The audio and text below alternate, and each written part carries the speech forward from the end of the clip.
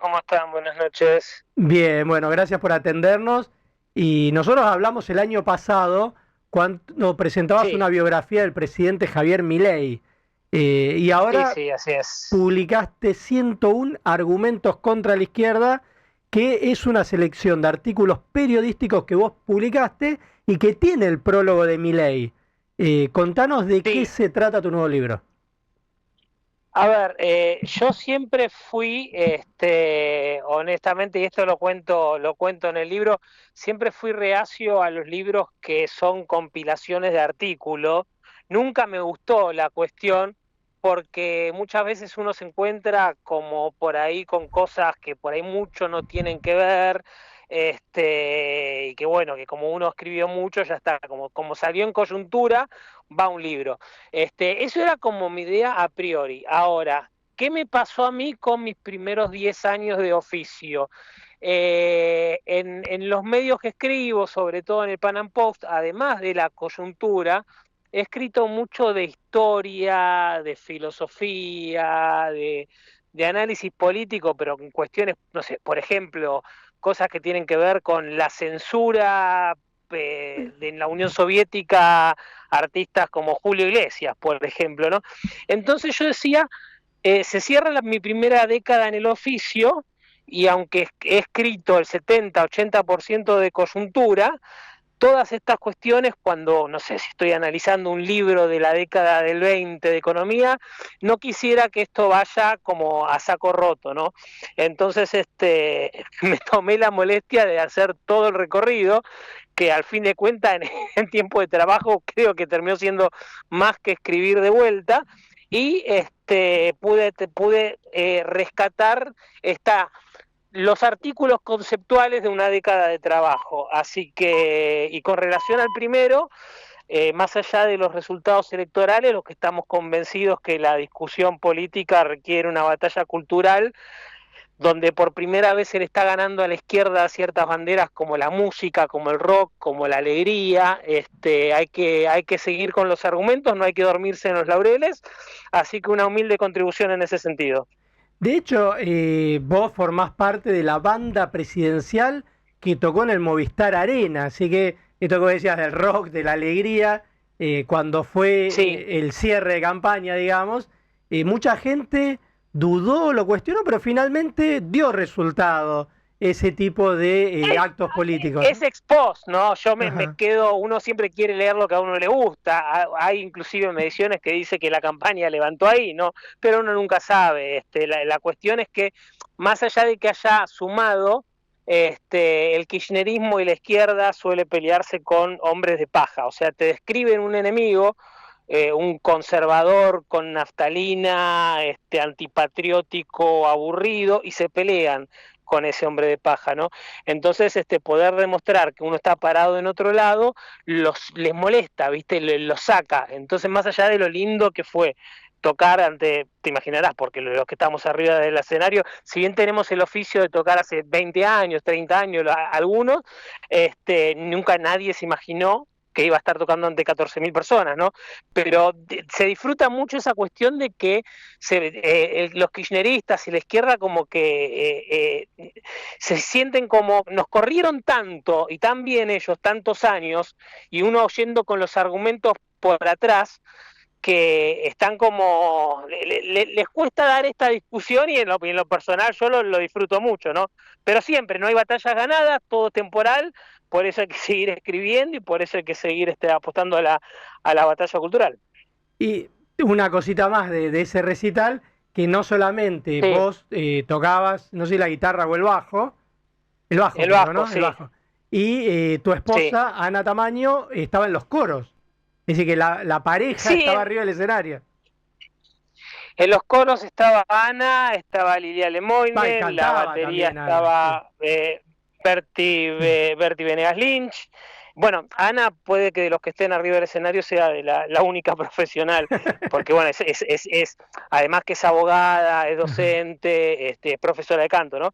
Pero nos levantó un poquito el promedio, pero qué sé yo, con el chico de Hernán, el chico de la guitarra, con Fernando, el chico del teclado, nosotros que ya pasamos los 40 tocamos desde que tenemos 15 años, ¿no?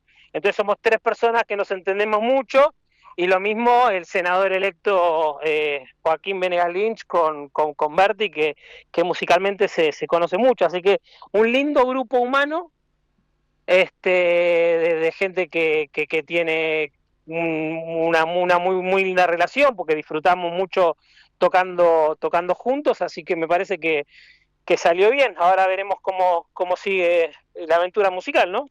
Y hay que decir algo, Lilia Lemoine también canta muy bien y tiene mucho manejo de escenario, ¿no? Porque ella Sí, sí, era cosplay, sí, la entonces cuestión la sabe. artística no es una cosa que le cueste a Lilia. Encima es muy capa con la cuestión, por ejemplo, del maquillaje, de preparar las cosas. La tiene muy clara Lilia, la tiene muy clara con eso, y nada, me parece que salió un digno espectáculo musical, porque, a ver, una de las críticas que más me gustó fue cuando dijeron que Milei tocó con playback, ¿no? Que hubo una banda que tenía la música grabada. Esa me encantó a mí, porque quiere decir que, Que sonaste que bien. dentro de todo la Que cosa sonó tan sonó. bien que dijeron, no puede ser que esté sonando tan bien. Es que si vos lo ves, se dio por hecho porque es un espectáculo de una banda en el Movistar Arena, y no tenés una banda profesional ahí, tenés gente que le puso mucho ensayo, mucho laburo y mucho amor. Sí, no, realmente, y Pero pudo aparte, haber sonado mal, ¿viste? no, pero además reconectaba con la esencia del Milei 2021, 2023. Yo me acuerdo de haber ido a Sí, cubrir actos donde él entraba cantando las canciones de los Piojos, o sea, él tenía esa esencia y quizá esos últimos meses de campaña se estaba perdiendo un poco y me parece que reconectó él, con ese él liderazgo. lo sigue teniendo. Sí. Yo la verdad que es el primer presidente que conozco, ¿no? Porque conocer a alguien que termina siendo presidente, y yo te puedo asegurar que el tipo, con todas las responsabilidades que tuvo y todas las cuestiones, no cambió un ápice. Yo no sé qué tan, por ahí la filosofía libertaria tiene que ver con eso, de la cuestión de ser reticente ante el uso del poder, de ser reticente ante el manejo del Estado. Probablemente esa cuestión filosófica tenga que ver con esta cuestión, pero no sé cómo habrán sido los otros. Es el primer tipo que conozco de antes que llega a la presidencia, pero yo te puedo asegurar que no cambió un ápice. Duclo, ¿cómo estás? Nicolás Luca te saluda, buenas noches. Hola, ¿qué tal? Te quería preguntar bueno, básicamente en torno al libro, pero acabas de hablar del hombre de paja, ¿no? La histórica falacia, por quizás una de las más conocidas Sí. por todos. Y quería preguntarte si no hay veces que en el discurso oficial, no notas por momentos que a veces respecto de algunos políticos que podrían ser eventuales aliados en alguna que otra votación de la Cámara de Diputados o lo que fuera, uno termina metiendo a todos en la misma bolsa, como dividiendo el mundo entre la derecha y el resto son todos comunistas o toda la Ujú. izquierda. ¿No crees que a veces se puede Sí. caer en ese mismo riesgo? No, no creo que haya alguien que pueda llegar a cambiar el voto por una cuestión que haya dicho el presidente, de que le haya gustado o Ujú. que le haya dejado de gustar. Yo lo entiendo eso, lo entiendo, y en cierta manera lo asocio con una cosa que hace muchos años decía Álvaro Alzogaray, que decía que la discusión era entre liberalismo y colectivismo, y lo trataban de extremista. Sí. Lógicamente Alzogaray nunca llegó a la presidencia, ¿no? Pero los que partimos desde la filosofía liberal, vemos ciertas cuestiones que hay como denominadores comunes. Por ejemplo, uno simpatiza con la libre asociación entre las partes, Claro. o considera que eso tiene que estar digitado por arriba. Entonces, cuando vos vas a hacer la distinción de las aguas, y quedan en cierta manera alguna gente de un lado y otra gente del otro. Igualmente, yo quisiera creer que cada tipo que está sentado ahí en una banca tendría que estar votando a conciencia por lo que considera que es bueno o malo para el país, y no por algo que le haya dicho o que le haya dejado de decir el presidente. Yo quisiera creer que a la hora de votar, lamentablemente no es así. Vemos que hay muchos espacios que tienen votos y opiniones flexibles, por decirlo de alguna manera, que son un tanto cambiantes.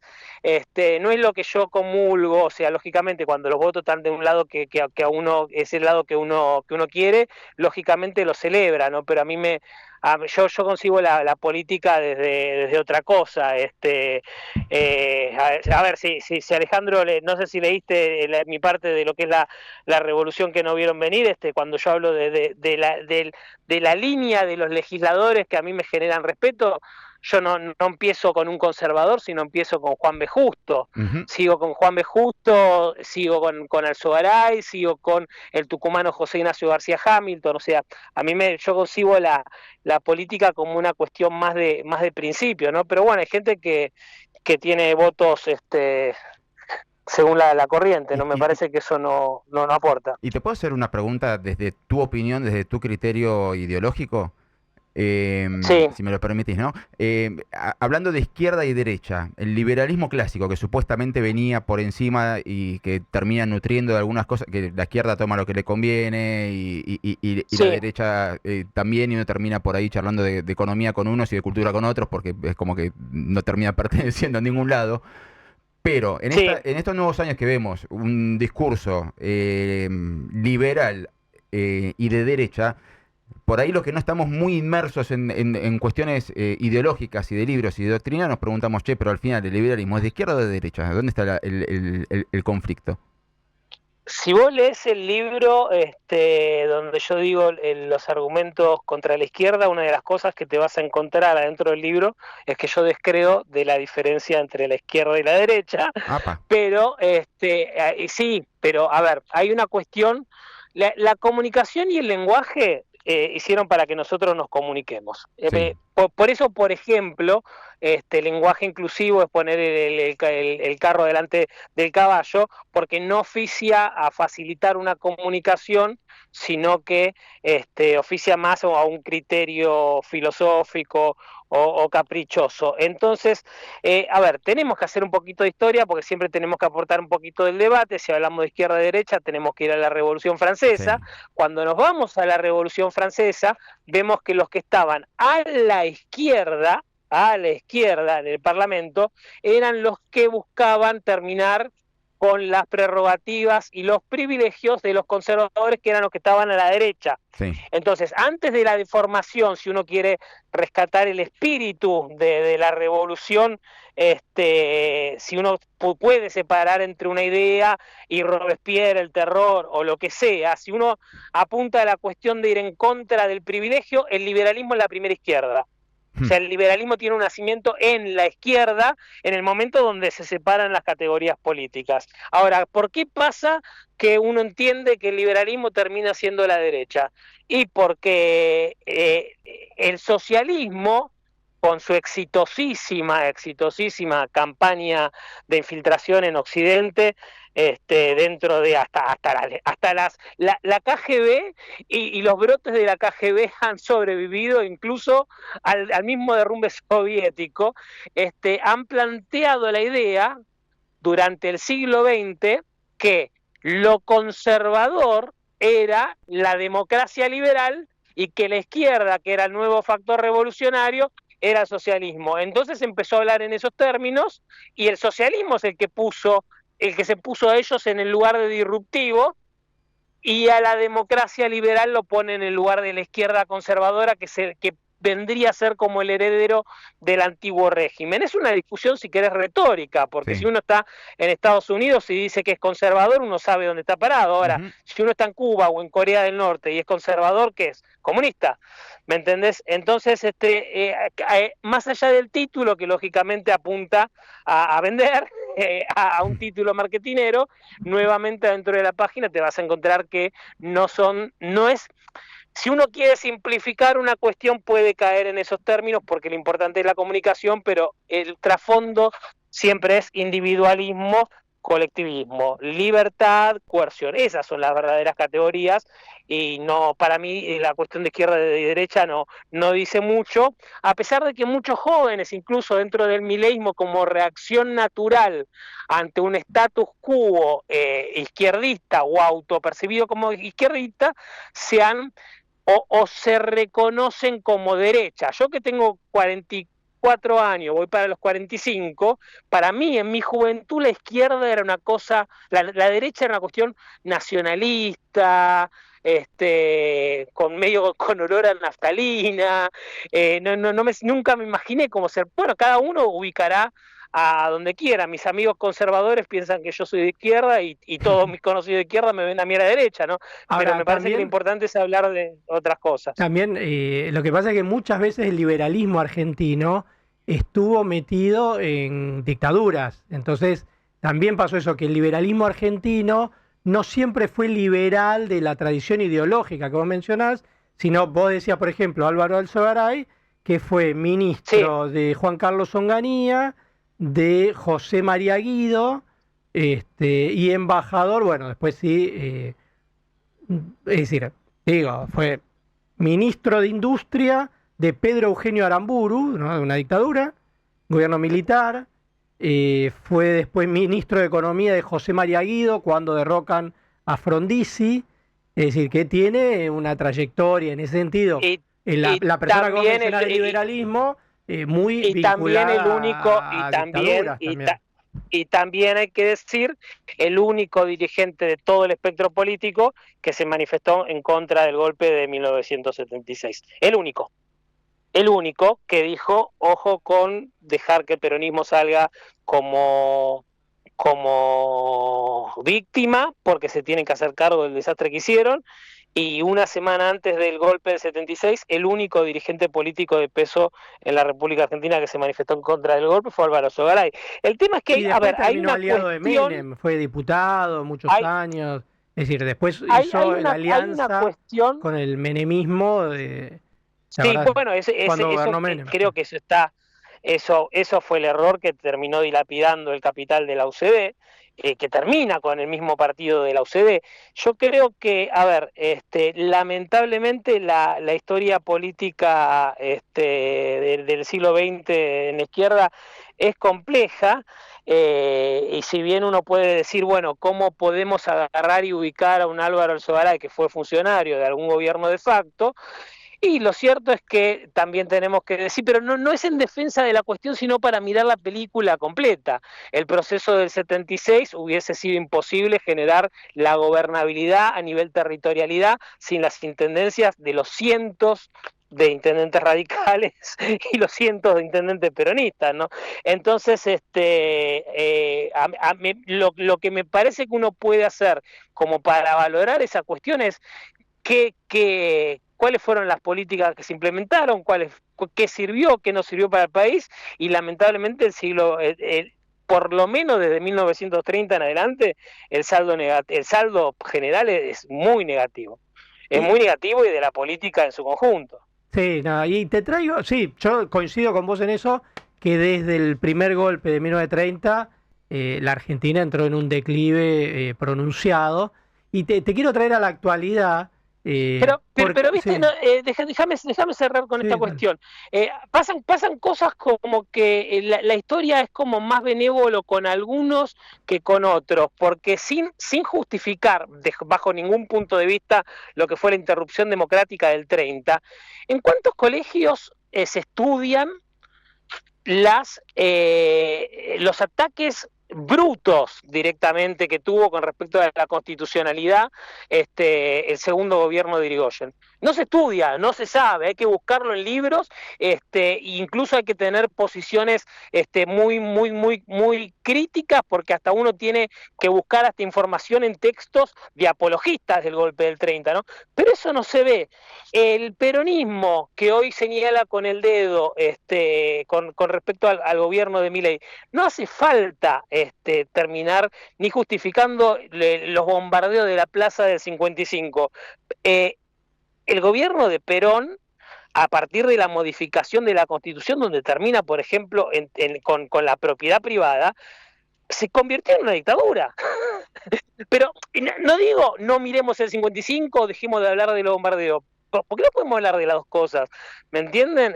Siempre, por ahí hace falta que pase más tiempo.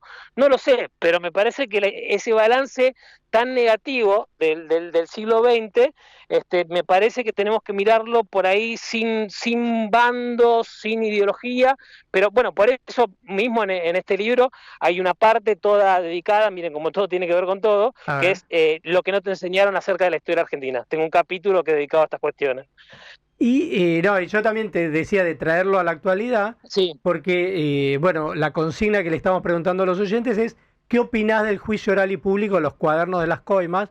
Y decíamos que cuando fue el juicio a las juntas, se hizo en sí. un año presencial, estaban todos los días dando ahí testimonio los testigos, más 800, y que Sí. ahora los jueces establecieron una vez por semana, por Zoom, 4 horas. ¿Qué te parece a vos este arranque del juicio oral y público del caso de los cuadernos de las coimas? Con respecto al 85, uno por ahí, los más jóvenes que ven la película y ven el personaje de Darín haciendo de trasera, siempre hay que recalcar una cosa. Una cosa era arremeter contra los militares cuando lo hizo el kirchnerismo y otra cosa era hacerlo en 1985 cuando acababan de dejar el poder y pasaban tanques por la calle como señal política, ¿no? Entonces, digo, para no perder no perder la trascendencia de lo que fue la voluntad política para llevar eso, porque realmente uno de los pasajes, uno no sabe si lo que se vio en la película es cierto o no, pero no sé si recuerdan el diálogo, cuando muestran como una trasera como muy humano, el tipo diciendo yo no sé si voy para adelante con esto, después me sueltan la mano, vuelven los milicos y yo quedo colgado al pincel, ¿no? Entonces digo, fue una cosa como muy intensa, como una cosa como para tener en cuenta y rescatar a la distancia de las pocas cosas que uno puede rescatar de nuestra historia reciente. Yo no me quiero meter con la cuestión técnica de cómo tiene que ser el proceso, si suena justo o injusto, o sea, yo pues sí como ciudadano, me gusta que le tengan que decir a Cristina que muestre la cara por la camarita y que no la muestre y que tarden tanto los procesos. Yo no tengo el sentimiento que tenemos todos los argentinos con respecto a la indignación con la injusticia. Hay procesos, hay cuestiones que se tendrán que mejorar. No soy un especialista como para opinar al respecto, pero al menos con qué me quedo yo, con que la corrupción está siendo juzgada. Me da mucha risa cómo se mantienen las teorías de la victimización y todo eso con una persona que no puede justificar su blanco, porque ella dice que fue una exitosa abogada. Digo, ¿cuáles fueron sus juicios, sus litigios tan importantes, tan prestigiosos como para justificar los hoteles, las propiedades? O sea, eh, la, Bueno, la a la corrupción del hija le kirchnerismo es encontraron una... 4 millones de dólares en efectivo en una caja de seguridad. Nunca Bueno, trabajó para ganar ese dinero. y bueno, es que estas cuestiones son explícitas, o sea, se habló mucho de la rosadita de Menem y de la pista de aterrizaje o de la casa de Dualde en Banfield y todas estas cuestiones. Lo de esta mujer es impúdico, pero es impúdico de ver lo que está, no hace falta entrar en el análisis. Una persona que era empleado bancario, en un banco estatal de Santa Cruz. Y a partir del momento que el kirchnerismo llega al gobierno, esa persona se convierte en el fundador de una empresa constructora que termina teniendo la mayor parte de la obra pública en la provincia de Santa Cruz. ¿Cómo se hace para defender esto? No, O sea, realmente, ¿no? Porque creo que ¿quién fue? Marilina Ross la que le dedicó el premio a sí, Cristina. No sí, me quiero sí, Sí. equivocar. sí, Bueno, sí, bueno. porque es inocente, dicen que es inocente. ¿Y por qué no hablan estas cosas? ¿Por qué no se le pregunta estas cosas? Ahora, O los periodistas y los analistas que dicen no puede haber paz social en Argentina con Cristina presa. ¿Qué es lo que está queriendo decir entonces? ¿Que tiene que haber impunidad porque a vos se te ocurre? y fíjate que acá llevaban la plata en este juicio, los testimonios, lo que dicen es que estos empresarios llevaban la plata a la casa de Cristina Kirchner y lo recibía ese dinero el secretario privado de ella y de Néstor Kirchner cuando estaba Bueno, vivo Néstor Kirchner. Es decir, que ni siquiera es que dejaban la plata en un sótano oscuro de retiro. No, no, le llevaban la plata en bolsos a la casa de ella y hay declaraciones por más de 17 millones de dólares de base. Es decir, realmente... Es la impunidad del poder de gente que pensó que se iba a poder salir con la suya y bueno, evidentemente el poder marea. Hablábamos del juicio de las juntas. De vuelta, uno no tiene que salir a reivindicar las acciones subversivas y terroristas de los que de acá querían instaurar una dictadura comunista, ni mucho menos. Pero acá gobernó un grupo de gente que pensó que podía tirar gente al río y que no iba a pasar nada. O sea, que iba a faltar gente y que seguía la cuestión y que no iba a pasar nada. O sea, ¿qué cabeza uno tiene que tener para decir, bueno, ¿qué hacemos con esto? Y bueno, le damos una droga, vamos con el avión y lo tiramos al río. O sea, no estoy queriendo hacer una comparación entre esos hechos aberrantes y la corrupción crematística, me refiero, pero digo, evidentemente hay mucha gente que llega ahí y que piensa que puede hacer cualquier cosa y que va a salir impune, y también volviendo a lo anterior, rescatar que hay un tipo que hoy por hoy está al frente de los destinos de la patria y que me consta de conocerlo de antes, que lo único que quiere hacer es la reforma que el país necesita para irse a su casa y terminar con el bronce y otra cosa mariposa. Así que me parece que estamos en por lo menos ante una importante oportunidad. Bueno, Marcelo, estamos ya atrasadísimos porque tenemos una tanda y que ir al informativo. Nos quedaríamos hablando. Lo importante, ¿renunció Gallardo sí. o sigue Gallardo no, ahí? Fue confirmado para ¿Tiene una novedad con eso? Fue confirmado para el 2026 ayer. Y yo creo, hablando de gente que se marea y pierde. Creo que alguien que pierde 9 partidos de 11 tendría que tener. No, pero no pasa, bueno. No pasa por esa cuestión. Yo como hincha de River lo que vi hoy no lo vi nunca. El ole, este pibe Ceballos entrando por la izquierda ahí haciendo cualquier cosa, o sea, Brian Jiménez, me parece también. Parece que hay que tomar decisiones patrióticas en todo sentido, ¿no? Me parece que estos ciclos no tiene nada que ver para lo que me llamaron, pero me llaman y yo lo quiero decir, así que lo digo. Así que me parece que ciclo terminado, que este muchacho, que todos los hinchas de River lo vamos a recordar, como todas las alegrías que nos dio, como los hinchas de Boca se quedan con el Bianchi, multicampeón, pero me parece que esto es completamente injustificable. Bueno, y firmamos ahí el último comentario de Marcelo Duclos. Como hincha de Atlante y de Boca, firmo también. Hasta luego. Abrazo grande, Marcelo. Saludo. Bueno, chau. Muchas gracias. Era Marcelo Duclos, analista político y económico, integrante de la banda presidencial, biógrafo del presidente Milei, que está presentando su nuevo libro, 101 argumentos contra la izquierda.